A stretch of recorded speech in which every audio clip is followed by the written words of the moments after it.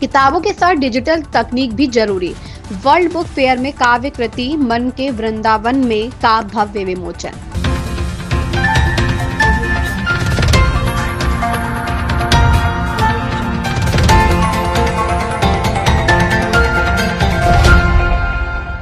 दिल्ली विश्व पुस्तक मेला भारत मंडपम में उत्तर प्रदेश एटा के वरिष्ठ पत्रकार राजू उपाध्याय की काव्य कृति मन के वृंदावन में का भव्य विमोचन समारोह संपन्न हुआ।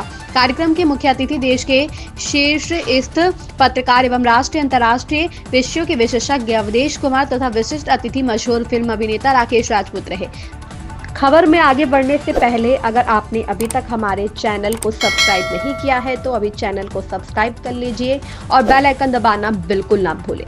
बढ़ते हैं खबर की विमोचन अवसर पर अवधेश कुमार ने कहा कि आज के दौर में पुस्तकों का डिजिटल अवतरण समय की मांग है। उन्होंने कृति से एक रचना का पाठ करते हुए कहा कि आधुनिक जीवन में प्रेम और संवेदना का भाव स्पष्ट दिखाई देता है, जिसे साहित्य के माध्यम से पुनर्जीवित किया जाना चाहिए। उन्होंने कहा कि अब तक राजू उपाध्याय को एक पत्रकार के रूप में जाना जाता था, लेकिन यह काव्य कृति उन्हें एक सशक्त रचनाकार के रूप में स्थापित करती है। साथ ही उन्होंने रचनाकारों से भारत माता की अपेक्षाओं के अनुरूप रचना धर्मिता की दिशा तय करने का आह्वान किया। इस अवसर पर फिल्म अभिनेता राकेश राजपूत ने कहा कि मन के वृंदावन में पाठकों को अपनी ओर आकर्षित करने वाली कृति है। उन्होंने कहा कि मौजूदा समय में रचनाकारों को देश काल की विसंगतियों और समसामयिक मुद्दों पर भी निर्भीक लेखन करना चाहिए, क्योंकि समाज आज साहित्यकारों की ओर आशा भरी निगाहों से देख रहा है। कार्यक्रम में भारतीय ग्रामीण पत्रकार संघ भारत के संस्थापक अनिल गुप्ता ने विमोचनकर्ता अतिथियों को शॉल ओढ़ाकर एवं प्रतीक चिन्ह भेंट कर सम्मानित किया।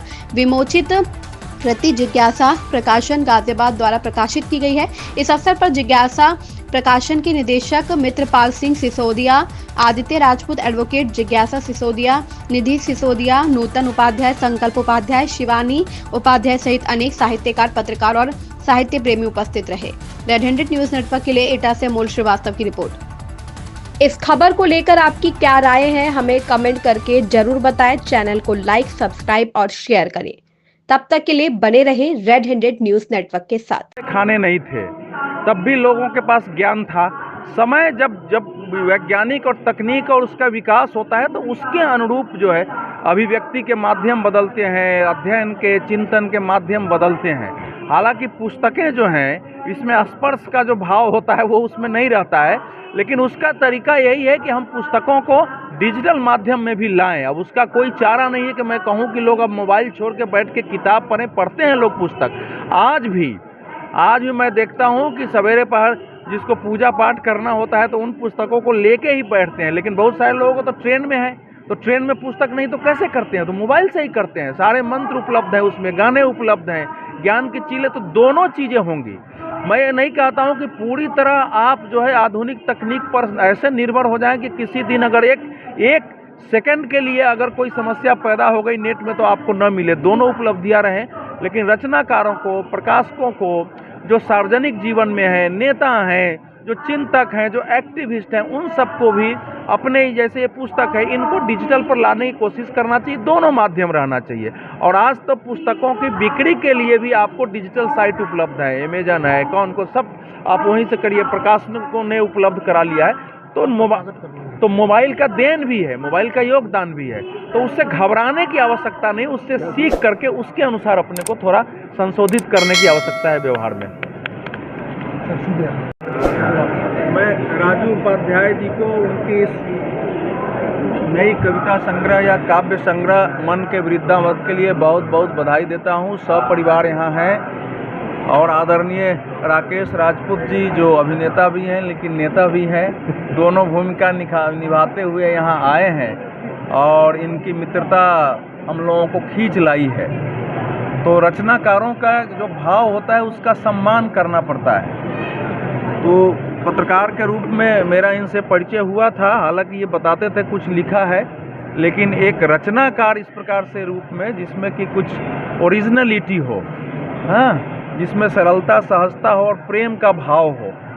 और मैं जिज्ञासा प्रकाशन ये मित्रपाल सिंह सिसोदिया जो को भी बहुत बहुत अभिनंदन करता हूँ, अभिवादन कि आपने इनकी कविता को छापा है। और हमारे कार्यक्रम में ये पत्रकार के रूप में अरुण शर्मा जी हैं, सुषमा रानी जी हैं, ग्रामीण पत्रकार संघ ट्रस्ट के अनिल गुप्ता जी हैं, आप सब आए हैं और मुझे उम्मीद है आगे आप और भी कविताएं रचेंगे। इसकी एक कविता मैं उलट रहा था, मैंने इसको पूरा पढ़ा नहीं है पुस्तक को, लेकिन अभी एक उलट रहा था तो चला है कि कवि का भाव कहाँ तक जाता है। 100 जन्म 7 नंबर पेज पर है ये। सिर्फ 2 बूंद प्रेम की खातिर 1000 गरल पी लिए हमने, जवा हुए हम पिराओं में फिर भी अधर सी लिए हमने। 7 जन्म की कस्में टूटी, बादों की सब रस्में छूटी, 2 पल तुम संग जी कर देखा, 100 जन्म जी लिए हमने। अब इसका कोई भी अर्थ लगा सकते हैं आप, आध्यात्मिक अर्थ भी लगा सकते हैं, आज के समय के अनुसार अर्थ लगा सकते हैं, लेकिन ये बात सही है कि ये जो समय है इसमें जो मनुष्य के जीवन में सबसे बड़ी समस्या है कि उसको किसी का प्रेम नहीं मिल पाता है। सब इस समय अकेले हो गए हैं अपने जीवन में। बहुत तामझाम है, बड़ा ग्लैमर है, करोड़ों लोग जानते हैं, लेकिन एक शब्द उनसे अपनापन का बोलने वाला कोई नहीं मिलता है। पूरी दुनिया का संकट है। तो इसलिए जो भाव है ना कि उतने के लिए कई बार मैंने देखा है बड़े से बड़े लोगों से संपर्क रहे हैं कि कोई हमसे आके हमारा व्यक्तिगत जीवन के बारे में थोड़ा सा पूछे और कोई वो मैं बता सकूं, उसके लिए एक किसी सीमा तक जाने को तैयार रहे, नहीं मिला है। तो उस भाव से जब मैं इसको देखता हूं तो ये वर्तमान समय का ये चित्रण है। लेकिन मैं इस समय जो कहना चाहता हूं कि आज के जो कवि और रचनाकार हैं, इस समय हमारे समाज की जो चुनौतियां हैं, देश की दुनिया की अलग अलग प्रकार की जो सभ्यताओं के समक्ष संकट पैदा हुए हैं, उनके पर रचनाएं होनी चाहिए कि लोगों को जीने और समाज के लिए काम करने का, अपने देश को, समाज को, परिवार को, दुनिया को, मानवता को बचाने का, कि कोई संपूर्ण सभ्यता पर संकट है, उसकी प्रेरणा मिले। जरा ध्यान से सुनिए, आप ही के लिए बोल रहा हूँ। तो ये एक पत्रकार और रचनाकार जब दोनों होता है तो तात्कालिक घटनाएं भी जानता है। तो जो चुनौतियां हैं उन पर चीजें होनी चाहिए। विवेकानंद जी, मैं खत्म कर रहा हूँ, विवेकानंद जी एक भाषण में उन्होंने कहा था कि इस समय कंदराओं में जाना बंद कर दो, इस समय तंत्र मंत्र साधना बंद करो, इस समय भारत माता की साधना करो, उसको मुक्ति दिलानी है।